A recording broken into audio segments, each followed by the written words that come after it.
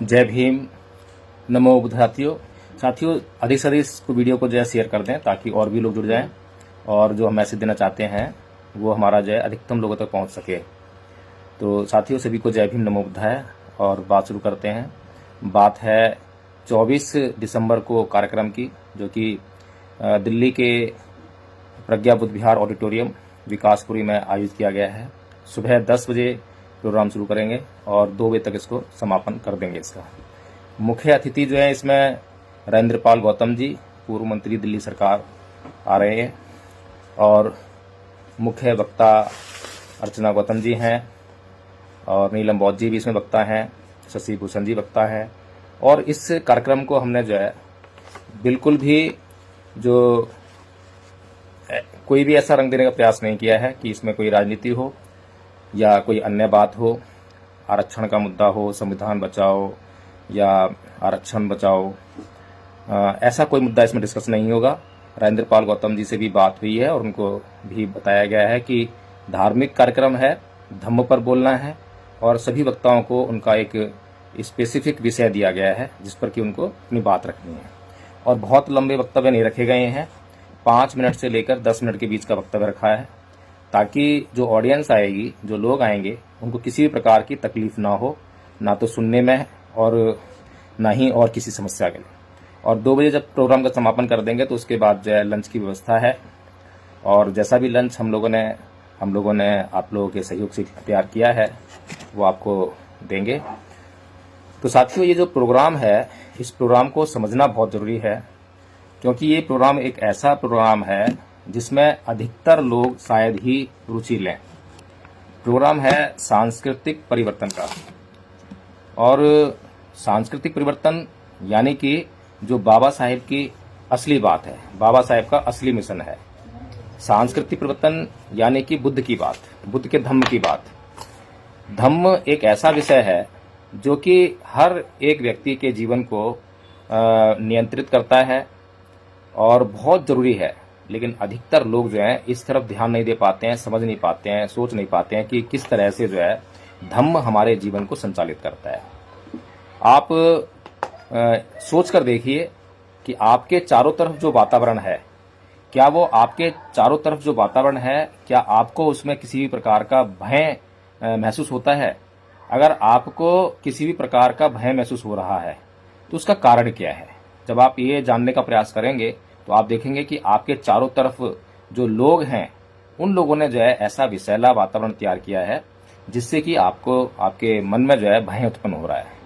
तो यही चीज है कि जो बौद्ध संस्कृति है, जब भगवान बुद्ध का इस जम्बू द्वीप पर प्रभाव था, तब पूरा जम्बू द्वीप जो है शांति, अहिंसा, प्रेम, ये जो संदेश थे इनसे जो है लबालब था और हर व्यक्ति जो सुखी था।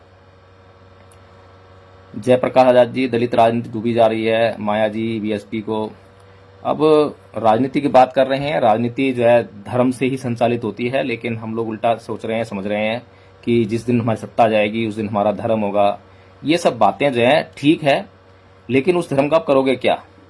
धर्म का आपके जीवन में काम क्या है? धर्म कोई वस्तु तो है नहीं, जो कि संपत्ति तो है नहीं जिसको आप छीन लोगे या स्थापित कर दोगे, यहीं कहीं रख दोगे। कोई निर्माण कार्य भी नहीं है। धर्म तो आपके जीवन संचालित करता है। अगर धर्म आपके जीवन संचालित करता है, धर्म आपके जीवन में एक साधन है, तो उसकी आवश्यकता आपको राजनीति करने के लिए भी पड़ेगी। अभी आपने महाराष्ट्र में देखा जैसे कि शिवसेना पूरी की पूरी खत्म कर दी। कैसे खत्म कर दी? क्या डर था उन एमएलएज को? कैसे बिक गए वो जो है? या तो लोभ में, या लालच में, या फिर उनके कुछ ऐसे अनैतिक कर्म थे जिसके कारण जो है वो सबके सब जो है उस डर के कारण जो है, बीजेपी के डर के कारण जो है वो पार्टी बिल्कुल नष्ट हो गई। तो राजनीति में भी नैतिकता नहीं होगी। साहब कांसीराम जी की बात करें या परम पूज्य बाबा साहेब डॉक्टर भीमराव अम्बेडकर की बात करें, बाबा साहेब तो साफ साफ कहा करते थे कि गांधी और नेहरू जो हैं, मैं बहुत पढ़ा लिखा हूं, इस बात से नहीं डरते मुझसे, मैं बहुत चरित्रवान हूं, मुझ पर कोई उंगली नहीं उठा सकता, इस बात से वो घबराते हैं। तो ये जो नैतिक आचरण है ये हमारे लिए राजनीति में भी बहुत जरूरी है। तो यही सांस्कृतिक परिवर्तन है कि जो हमारे चारों तरफ जो विषैला माहौल मनुवादी संस्कृति के द्वारा फैलाया गया है। अब मनुवादी संस्कृति क्या होती है, थोड़े से मैं आपको बिंदु बता दूं। आपको जो है कुछ बिंदु मैंने नोट कर रखे हैं। तो जैसे कि जो मनुवादी संस्कृति है वो हमेशा ईर्ष्या, द्वेष, घृणा इनकी बात करती है। अब इन्हीं तत्वों को अगर हम अपने समाज के भीतर ढूंढें, क्या हमारे समाज के भीतर ये तत्व मौजूद हैं या नहीं है? क्या हमारे लोग जो है ईर्ष्या, द्वेष और घृणा के शिकार हैं या नहीं है? आपस में ही एक दूसरे से वो ईर्ष्या करते हैं या नहीं करते हैं? दूसरा है ईंट का जवाब पत्थर से देने की। आज हमारे नवयुवक जो है बार बार मुझ पर ताप देते हैं और ईंट का जवाब पत्थर से देंगे, यानी हिंसात्मक कार्रवाई की बात करते हैं, जबकि ये जो है हिंदू संस्कृति है, बौद्ध संस्कृति नहीं है। अभी आप लोगों को ऐसा लग रहा होगा कि शायद क्योंकि बहुत से लोग, क्योंकि हम लोगों को जब बचपन से ही ऐसी मूवीज दिखाई जाती हैं जिसमें हिंसा का ही माहौल होता है और हीरो जो है जब विलन को पीटता है तो हमारे मन में वो रच बस जाता है। तो हमारे चित्त को जो है बचपन से ही ऐसी प्रैक्टिस है कि हिंसा के वातावरण से हम कभी उबर ही नहीं पाते, हिंसा के अलावा हम कभी सोच ही नहीं पाते हैं। बुद्ध ने जब इस संसार को पहली बार अहिंसा के दर्शन कराए, तब आप सोचिए कि उस समय जो है जो माहौल था पूरे संसार का, जो है उनके चित्त का माहौल था, उन्होंने अहिंसा के भी दर्शन नहीं देखे हैं, कभी किए ही नहीं अहिंसा के दर्शन। पहली बार पता लगा कि अहिंसा से कितने बड़े बड़े काम सफल किए जा सकते हैं। और अभी एक रामधारी सिंह दिनकर हमारे ही समाज के कवि रहे हैं, राष्ट्र कवि जिन्हें कहा जाता है, उनकी एक कविता में पढ़ रहा था, बड़ा ताज्जुब हुआ मुझे। इतना विद्वान व्यक्ति, इतना योग्य व्यक्ति, और वो क्या कह रहा है। अगर यह व्यक्ति बौद्ध होता तो बौद्ध धर्म के प्रचार प्रसार के लिए कितनी अच्छी कविताएं लिखता।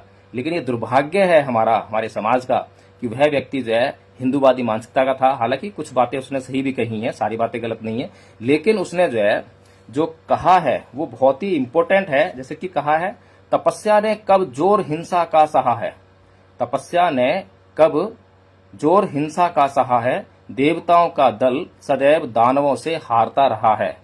यानी कि जो अहिंसा है उसको कोई मायने नहीं है, जो सारे मायने हैं वो हिंसा के हैं। अब यहीं पर अगर मैं दूसरी बात करूं कि भगवान बुद्ध ने अपने पूरे जीवन काल में कभी हिंसा नहीं की, अहिंसा से पूरा जीवन जिया, और उनके बाद में बहुत लंबे काल तक जो है बौद्ध भिक्षुओं ने अहिंसा के द्वारा जो है अपना जीवन जिया और जीकर दिखाया, ऐसा नहीं है। लेकिन किसी के अकर्मण्यता को, किसी की नीरसता को, किसी के प्रमादी होने के जो गुण हैं या अवगुण हैं, अगर उनके कारण कोई मारा जाता है, उसके कारण अगर हिंसा का शिकार होता है, तब क्या कहें। और दूसरी बात एक हम सोच नहीं पाते हैं, मान लीजिए कोई अभी हिंसात्मक व्यक्ति आया और किसी की हत्या करके चला गया, तब तो हमने उसको दोषी ठहरा दिया कि भाई उस व्यक्ति ने हिंसा की, उससे बदला लेना है, उसे कानून के हवाले करना है। वहीं सोचिए अगर यहाँ पर जो है भूकंप आ जाए और भूकंप जो है बहुत सारे लोगों को नष्ट करके चला जाए, तहस नष्ट करके चला जाए, तब हम किससे बदला लेते हैं, किसको दोषी ठहराते हैं? तब तो हम शांत हो जाते हैं। तब हम नहीं कहते हैं कि अरे यार फिर से भूकंप आएगा तो फिर घर टूट जाएगा इसलिए घर मत बनाओ। हम फिर घर बनाते हैं, अच्छे घर बनाते हैं, मजबूत घर बनाते हैं, और उसके बाद जो है फिर भूकंप आते हैं, लगातार आते रहते हैं। भूकंप भी आएंगे, आंधियां भी आएंगे, तूफान भी आएंगे। तो ये जो हिंसात्मक जो लोग हैं ये इस संसार से कभी खत्म हो जाएंगे, ऐसा कुछ भी नहीं है, ऐसा ना भगवान बुद्ध ने कहा है। लेकिन हमारे जीवन जीने का जो स्टाइल है, हमारे जीवन में हमें क्या चाहिए? हमें सुख, शांति और समृद्धि चाहिए। जो लोग सुख, शांति और समृद्धि के चाहने वाले हैं, तो क्या वो अहिंसात्मक वातावरण नहीं चाहते हैं? इस संसार का कोई ऐसा जीव नहीं है, मैं जीव की बात कर रहा हूं, मैं इंसानों की बात नहीं कर रहा, कोई ऐसा जीव नहीं है जो अहिंसात्मक वातावरण नहीं चाहता हो। लेकिन समस्या यह है कि अपने लिए उसको अहिंसा चाहिए और दूसरों के साथ वो निरंतर हिंसा करना चाहता है। ये एक समस्या है। ये एक संस्कृति जो है, जो हिंदू धर्म की दोगली संस्कृति है, उसके कारण हमारे चित्त का ऐसा विकास हुआ है। फिर इसमें साम दाम दंड भेद की जो बात करती है संस्कृति, वो संस्कृति जो है हिंदू संस्कृति है। हिंसा को अपना आदर्श मानती है, भाई को दुश्मन बनाती है, देश से गद्दारी करती है, राष्ट्रवाद के मार्ग में सबसे बड़ी बाधा उत्पन्न करती है। हिंदू संस्कृति जो है अहिंसा का सदैव विरोध करना और हिंसा का गुणगान करना, ये उसका जो विशेषता है। प्रतियोगिता से भागने के लिए प्रतियोगिता ही समाप्त कर देती है, ये संस्कृति है उनकी जो है। फिर सभी समस्याओं का निदान जो है हिंसा से ढूंढती है। आप कुछ भी समस्या उसके सामने रख दीजिए, चाहे वो भारत पाकिस्तान का युद्ध हो, चीन की समस्या हो, हर समस्या में वो जो है जोर शोर से आपको बोलते हुए दिखाई दे जाएंगे कि हम सहेंगे नहीं, ईंट पत्थर से देंगे, वगैरह वगैरह।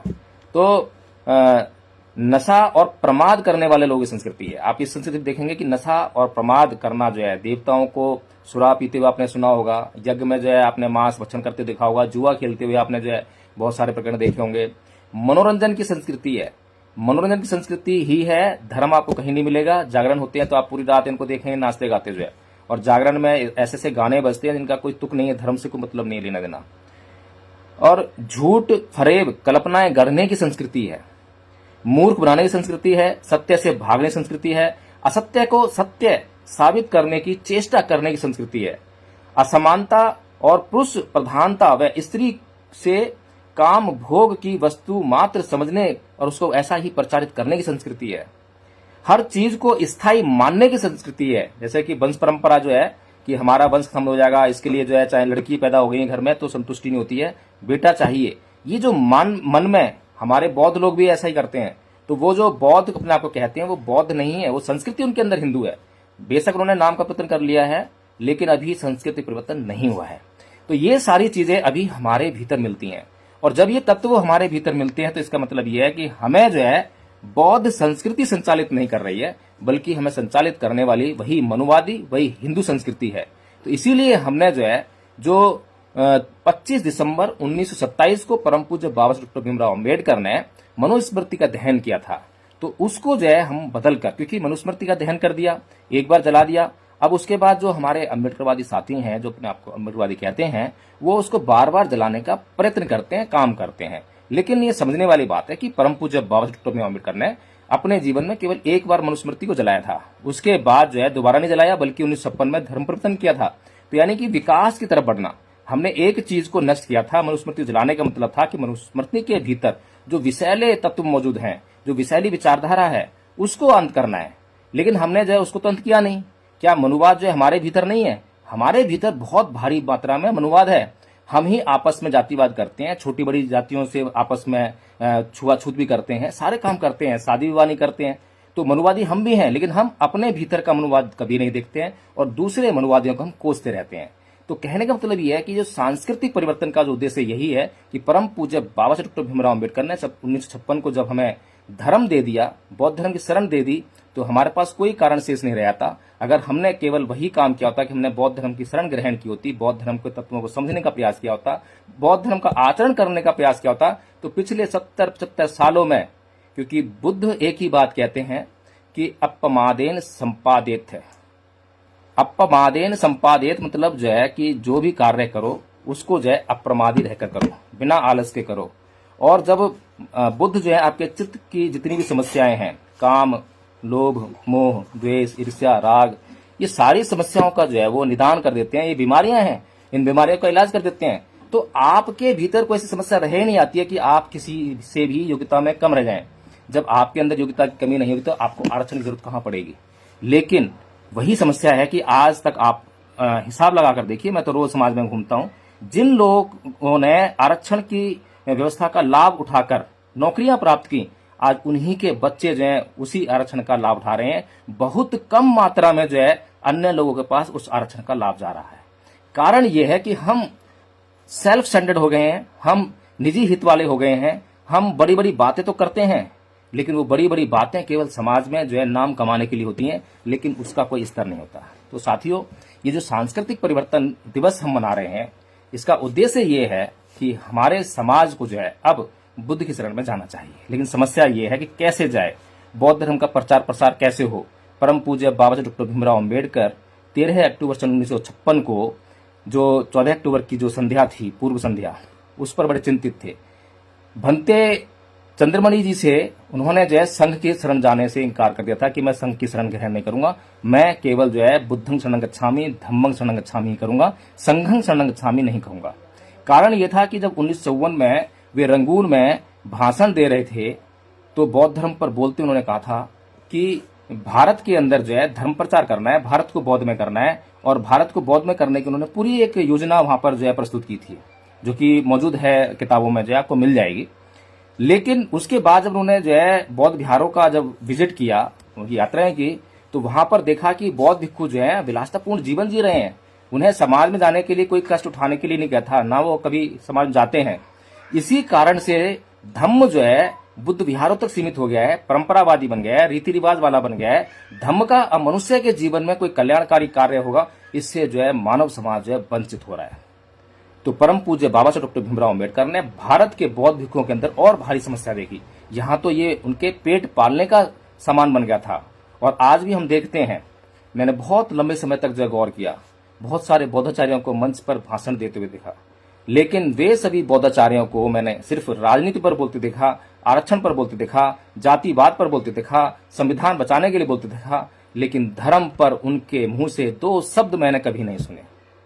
ये हालत बौद्धाचार्यों की नहीं है, बल्कि जो हमारे बौद्ध भिक्षु हैं उनकी भी यही हालत है। आज कोई संविधान बांट रहा है, कोई आरक्षण बचा रहा है, कोई किसी राजनीतिक मंच पर जा रहा है, कभी राजनीतिक मंच पर जाने से परहेज नहीं करते हैं, कभी भी मंच पर जो है कितना भी गाना बजाना हो रहा हो कभी उससे परहेज नहीं करते हैं। जबकि एक बौद्ध भिक्षु के लिए उसका पूरा जीवन जो है संयम और त्याग का जो है एक कहें उदाहरण होता है।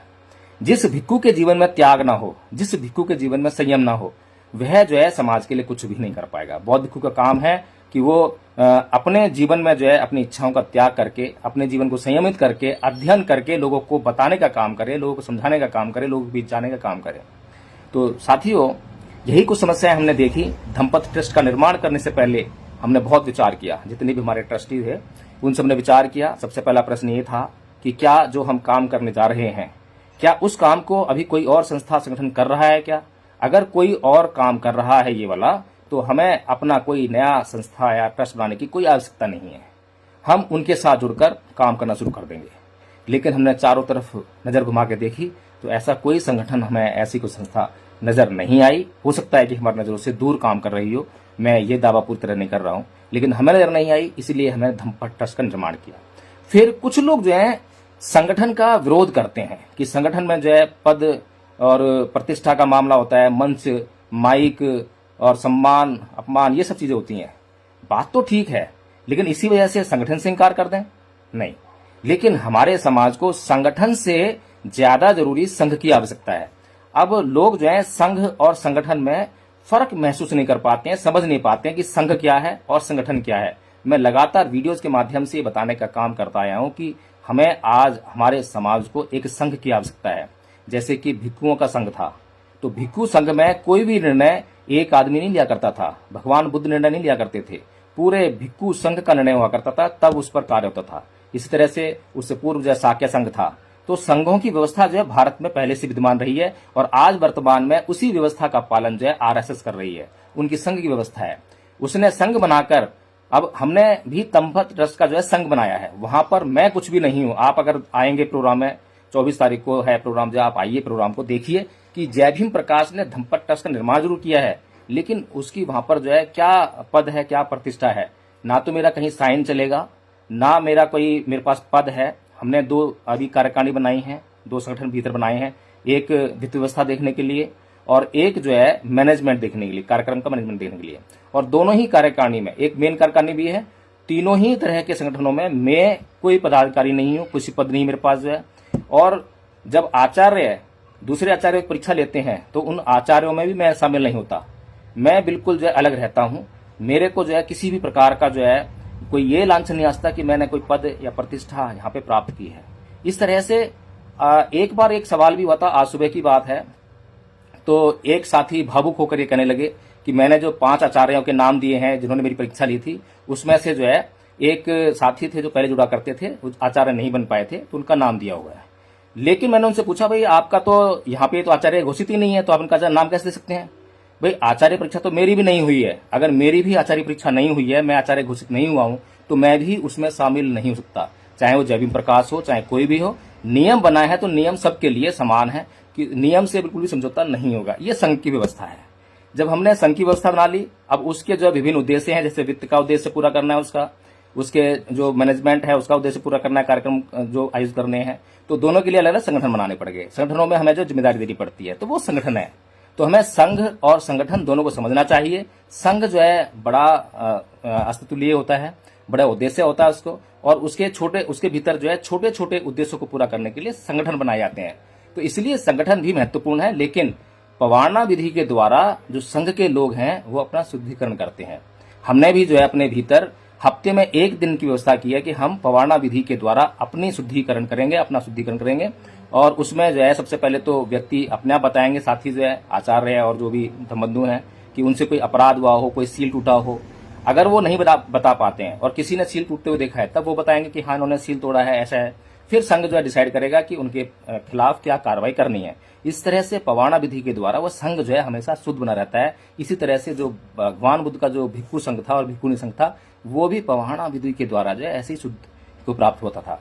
तो साथियों, कहने का मतलब यही है कि जो सांस्कृतिक परिवर्तन दिवस हम मनाने जा रहे हैं, ये अभी क्योंकि नया आपको लग रहा है, नया प्रोग्राम आपको लग रहा है, लेकिन कितना महत्वपूर्ण प्रोग्राम है। इसमें जो हमारे आचार्य हैं, लगभग 15 आचार्य हमने तैयार किए हैं प्रथम वर्ष के। 3 वर्ष का कोर्स हमने तैयार किया है। प्रथम वर्ष के कोर्स में हमने रखा है केवल कि जो हमारे घरों में जो वंदना वगैरह का कार्यक्रम होता है, हम उस वंदना को जो है अपने गली मोहल्ले में भी कर सकें। तो इस तरह का हमने सिलेबस तैयार किया है। तो उसमें हमने शामिल किया है खमायाचना, शील याचना, तीसरण, पंचशील, सभ्य सत्ता और धम्मपालन गाथा और धम्मपद की 5 पद।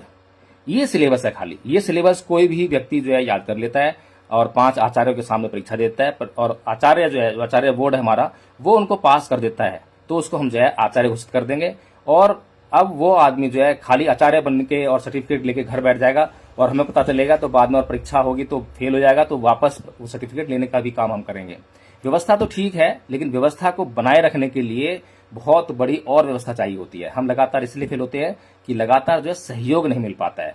अगर हम भारी मात्रा में प्रथम वर्ष के आचार्य, ये तो बहुत सिंपल सा कोर्स है, हर एक बच्चा पूरा कर सकता है। किसी भी बच्चे को जो है आप 2 दिन के लिए छोड़ दीजिए मेरे पास, मैं प्रथम वर्ष का आचार्य बनाकर आपको वापस कर दूंगा। फिर वही बच्चा जहां पर जाएगा, स्कूल जाएगा, कॉलेज जाएगा, धम्मपद के 5 पद उसे याद होंगे और धम्मपद के पहले 5 पद कितने महत्वपूर्ण हैं और वो जब उनको व्याख्या करेगा, उनका अर्थ समझाएगा, मैं कहता हूं कि धर्म का प्रचार प्रसार हुए बगैर, धर्म का जो उनको ज्ञान आएगा, धर्म की समझ आएगी, उससे समाज वंचित नहीं होगा, बल्कि समाज में बहुत बड़े पैमाने पर धर्म का प्रचार प्रसार होगा। तो साथियों, प्रथम वर्ष का जो सिलेबस है, जो पाठ्यक्रम है, वो खाली बुद्ध वंदना जो है हम आसपास करें और थोड़ी सी धर्म चर्चा जान जाएं। दूसरे वर्ष का जो प्रोग्राम हमारे पास है, पाठ्यक्रम है, उसमें संस्कार कर्ता बनाना, यानी कि हमारे जीवन में जितने भी संस्कार होते हैं हम वो सिखाएंगे और जब कोई व्यक्ति उन संस्कारों को सीख जाएगा, याद कर लेगा या पढ़ना सीख जाएगा, तो हम उसको जो है द्वितीय वर्ष का आचार्य होने का प्रमाण पत्र इशू कर देंगे। फिर आपको जो है कोई बौद्ध भिक्खु से संस्कार कराने की आवश्यकता नहीं पड़ेगी, क्योंकि कभी भी बौद्ध भिक्खु संस्कार नहीं करते हैं, लेकिन एक गलत परंपरा का हम निर्वहन कर रहे हैं, जिसके कारण बौद्ध भिक्खु को हम अपने हर संस्कार बुलाते हैं। विवाह कराने के लिए कभी भी बौद्ध भिक्खु नहीं बुलाना चाहिए, लेकिन हमको जो है वही बुलाना पड़ता है। तो जो ऐसी हमने परंपराएं, रीति रिवाज बना लिए हैं, उनसे भी निजात पानी है और बौद्धों को धम्म का जो है ज्ञान देना है, धम्म को समझाना है कि ये सही है, ये गलत है, विनय के अनुसार जो है बौद्ध भिक्खु का ऐसा आचरण करना चाहिए, ऐसा नहीं करना चाहिए। तो तीसरे साल का जो पाठ्यक्रम है, दूसरे साल का संस्कार का हो गया, तीसरे साल का पाठ्यक्रम जो है बौद्ध विद्वान बनाना है। जो बौद्ध धर्म के सिद्धांत हैं, 4 आर्य सत्य हैं, अष्टांगिक मार्ग है, अपोहवाद है, शून्यवाद है, इस तरह के जो सिद्धांत हैं और धम्मपद का अध्ययन करना, तो इस तरह से जो है हम बौद्ध विद्वान बड़े पैमाने पर बनाने का प्रयास करेंगे। जो लोग इंटरेस्टेड होंगे अधिक अध्ययन करने का, तो उनको जो है ये कोर्स कराएंगे। तो इस तरह से साथियों एक पूरी योजना तैयार है। इसके अलावा धम्मपद ट्रस्ट का मानना है कि जहां पर हम छोटे छोटे हमें स्कूल चाहिए, प्राइमरी लेवल के, हम अभी बड़े स्कूल में नाचते हैं, लेकिन प्राइमरी लेवल के, तो जो भी हमें दानदाता जमीन देगा तो हम वहां पर जो है स्कूल बनाएंगे और जहां पर भी हमारा स्कूल बनेगा वहां पर जो एक बुद्ध विहार जरूर बनेगा और बुद्ध विहार में मेडिटेशन सेंटर बनेगा। जहां पर हम बुद्ध विहार बनाएंगे वहां पर हमारा स्कूल भी होगा। बिना बुद्ध विहार के स्कूल नहीं होगा और बिना स्कूल के बुद्ध विहार नहीं होगा। ये हमारी जो है एक योजना में शामिल है। दूसरी बात सबसे महत्वपूर्ण ये है कि जो भी दानदाता हमें जमीन देगा उसके साथ हम एक एग्रीमेंट करेंगे। अगर धम्मपद ट्रस्ट वहां पर स्कूल बनाता है तब तो वो जमीन धम्मपद ट्रस्ट के पास रहेगी। अगर वहां पर स्कूल नहीं बन पाता है तो वो जो जमीन है वो ट्रस्ट के पास नहीं रहेगी, वो वापस जो है उसी जमीन दाता के पास चली जाएगी। उसके बाद जो है जो वो वहां पर स्कूल तैयार होगा, जो भी वहां से अर्निंग होगी, उस अर्निंग में जो है जो जमीन जिसने दी है उसको हिस्सेदारी मिलेगी। उस स्कूल में जो है उसके परिवार को, अगर वो पढ़े लिखे हैं और जो योग्यता अगर रखते हैं, तो वहां का हेडमास्टर यानी प्रिंसिपल या टीचर्स वो सारे जो है वहीं से भर्ती हो जाएगी। तो इस तरह से हमने जो है कि ये प्लानिंग की है। हालांकि अभी हमारा प्रारंभिक स्तर है, 1 साल हुआ है हमें, अभी जो है फरवरी मार्च में 1 साल हो जाएगा, अभी 1 साल भी नहीं हुआ है। और हमने जो है पिछले 1 साल में काफी मतलब कहें कि उम्मीद से बेहतर प्रदर्शन किया है। और यदि आप सभी लोग जो है इस कार्यक्रम में उपस्थित होंगे तो आपको जो है आचार्यों के द्वारा जो है परफॉर्मेंस आपको देखने को मिलेगी कि कितनी अच्छी तरह से परफॉर्मेंस कर रहे हैं और हमारा प्रथम वर्ष का कोर्स कंप्लीट हो चुका है 15 आचार्यों का, और द्वितीय वर्ष का कोर्स वो कंप्लीट करने में लगे हुए हैं, जिसमें कि जय मंगल अठगाथा बहुत से आचार्यों ने याद कर ली है, उसका प्रदर्शन भी होगा। तो साथियों, इस कार्यक्रम को जो है यदि आप नहीं आ सकते हैं तो इसको जो है, इसका जो पंपलेट हम शेयर कर रहे हैं उसको आप बड़े पैमाने पर प्रसारित कीजिए। जो दिल्ली में आपके लोग रहते हैं, जानकार लोग रहते हैं, रिश्तेदार रहते हैं, उनको बताइए कि इस कार्यक्रम में पहुंचे। हमारे से जितना भी संभव हो सकेगा हम बिल्कुल जमीनी स्तर पर काम कर रहे हैं। अगर आपको कहीं भी लगता है, कोई भी खोट लगती है, तो आप तुरंत बताइए। अभी एक डिसीजन हमें लेना था, तो पर्सनल डिसीजन हो रहा था, तो मैंने अपने संघ में बात कही, किसी ग्रुप से किसी को बाहर करना था, तो मैंने कहा उनको, लोगों को, कि आप भी बात कीजिए। हो सकता है कि मेरे अंदर राग हो, मेरे अंदर द्वेष हो, और इस वजह से मैं वो डिसीजन ले रहा हूं। मतलब हम धम्म का पालन जो है बड़े सूक्ष्म स्तर पर जाकर कर रहे हैं, अपने भीतर से हर वक्त सम्मा सती का उपयोग करते हुए, यानी कि सतत जागरूकता, हर समय जागरूक रहना। और हम ये देखते हैं कि अभी मेरे भीतर जो है क्या है, काम है, क्रोध है, मोह है, कौन सा विकार मेरे भीतर उत्पन्न हो रहा है। इस तरह से हम हर पल जो है अपने भीतर के विकारों का नाश करते हुए, और हम जो है ये समाज के लिए कुछ काम करने का प्रयास कर रहे हैं। अगर आप सभी साथियों का इसमें सहयोग मिलेगा तो निश्चित तौर पर हम इसको बड़े पैमाने पे लेके जा सकेंगे। और जो हमने संघ का निर्माण किया है, उसके जो रूल्स हैं, उनसे प्रेरित होकर ये जो राजनीतिक संगठन है, ये भी फिर संघ की तरफ अपना रुख करेंगे। और संघ जो है त्याग मांगता है, बलिदान मांगता है। और सबसे पहले संघ का जो नेचर होता है, उसमें कोई भी सदस्य होता है, कोई भी नेता होता है, वो नेता नहीं होता है, सबसे पहले वो कार्यकर्ता होता है। एक अच्छा कार्यकर्ता ही, एक अच्छा जमीनी स्तर पर काम करने वाला व्यक्ति ही एक अच्छा नेता बन सकता है। जो कार्यकर्ता नहीं है वो नेता नहीं बन सकता। नेता बनने की शर्त ही ये है कि पहले कार्यकर्ता बने और अपने भीतर से अपना जो भी अहंकार है, लोभ है, लालच है, उसको निकाल दे। किसी भी प्रकार का उसका अपने लिए अपना निजित्व नहीं होना चाहिए, समाज के लिए समर्पित होना चाहिए, समाज के लिए उसके अंदर भावना होनी चाहिए। और हमारे एक साथी के बारे में आपको बताता हूं मैं, कि मध्य प्रदेश एक साथी हैं ब्रजलाल अहिरवार जी। उन्होंने बहुत अच्छा कोर्स कंप्लीट किया है, प्रथम वर्ष का भी और द्वितीय वर्ष का जो है जो जयमल था वो भी याद कर लिया।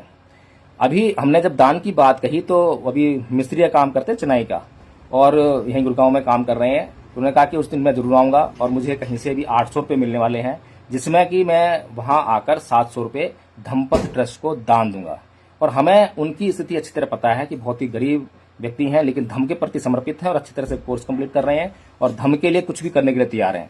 तो हमने तुरंत ही अपने साथियों से कहा कि इनसे किसी प्रकार का दान न लिया जाए और इनको आने जाने का किराया भी दिया जाए। तो साथियों, अगर हमारे भीतर करुणा और मैत्री ये गुण नहीं होंगे, अगर हम किसी की दुख को नहीं समझेंगे, दर्द को नहीं समझेंगे, तो हमारा बौद्ध होने का कोई फायदा नहीं है। हमें कोई भी काम करना है समता में रहकर करना है, किसी से राग नहीं करना है, किसी से द्वेष नहीं करना है, किसी से घृणा नहीं करनी है। और जो भी हमारे से जैसा भी व्यवहार करता है उसको हमें जो है स्वीकार करते हुए केवल जो है हम धन्यवाद कह सकते हैं, साधुवाद कह सकते हैं। कोई अगर हमें दान देता है तो अच्छी बात है, कोई नहीं देता है तो और अच्छी बात है कि वो हमारे कार्य को और समझना चाहता है, समझ में नहीं आया है। कोई भी व्यक्ति जो है हमारे कार्य को समझने के बाद जब हमें दान देगा, जब हमारे काम के प्रति श्रद्धा लेकर आएगा, तो वो अंधश्रद्धा नहीं होगी, वो श्रद्धा होगी।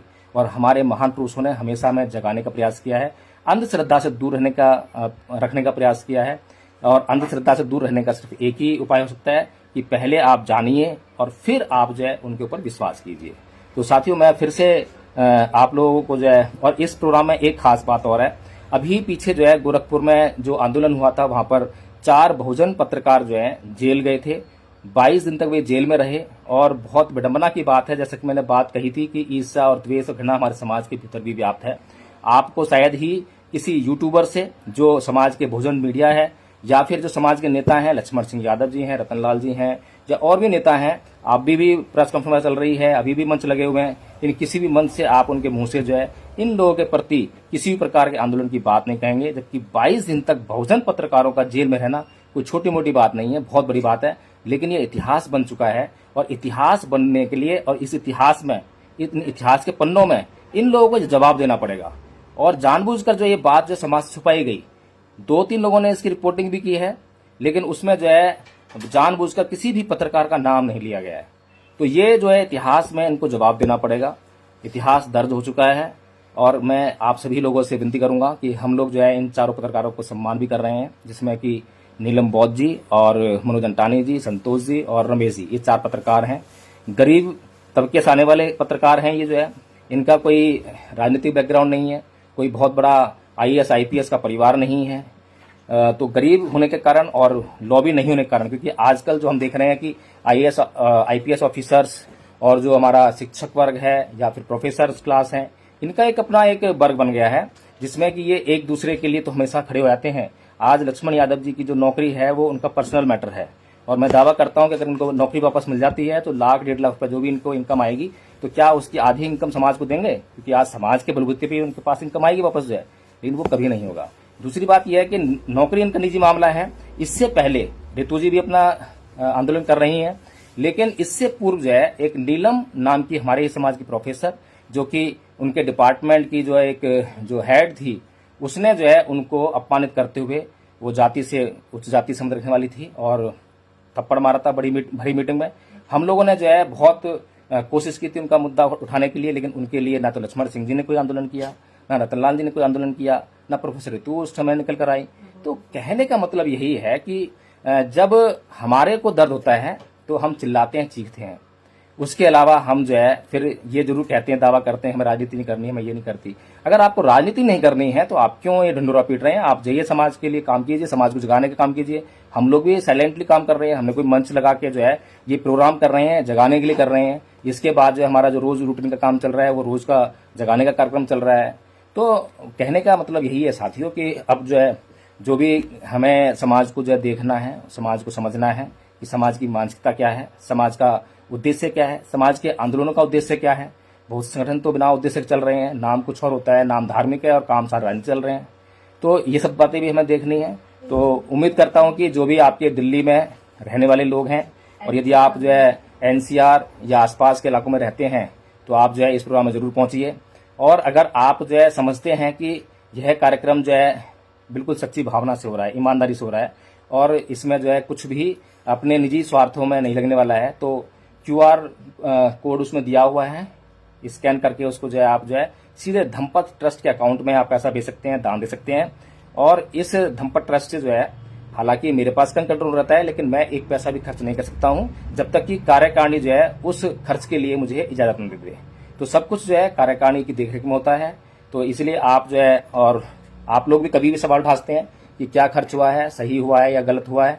तो मैं आपसे विनती करता हूं कि आपके जितने भी जानने वाले हैं या आप खुद स्वयं आ सकते तो आपका बहुत वेलकम है। और किसी भी प्रकार की ये अपेक्षा न रखें कि आपका बहुत भारी सम्मान होगा या बहुत फूलमालाएं मिलेंगी या बहुत आकर्षक मंच लगा होगा। बहुत ही साधारण तरीके से हम लोग ये काम कर रहे हैं। कोई क्या नाम है, जो मालाएं होती हैं या स्वागत होता है, इस तरह का कोई भी कार्यक्रम हम लोग जो है नहीं रखेंगे। इसमें जो है बहुत साधारण तरीके से, बहुत अच्छे तरीके से, केवल धार्मिक होकर और बिल्कुल समाज की जो रग है, समाज का जो महत्वपूर्ण काम है, उसको समझते हुए काम करेंगे। तो फिर से एक बार आपको जो है एक निमंत्रण है मेरी तरफ से, प्रज्ञा बुद्ध विहार ऑडिटोरियम, विकासपुरी, दिल्ली। आप आएं और अपने सगे संबंधी, रिश्तेदार, आस पड़ोस और जानकार सभी को लेकर आएं। और दिल्ली में जितने भी, अगर आप बाहर से हैं तो दिल्ली में जितनी भी आपकी जानकारी है उन सभी को भेज दें। तो साथियों, मैं इस लाइव को अब समाप्त करूंगा और इस वीडियो को फिर से कहूंगा कि इसको ज़्यादा शेयर कर दें ताकि और अधिक लोगों तक ये मैसेज पहुंच पाए। जय भीम, नमो बुद्धाय।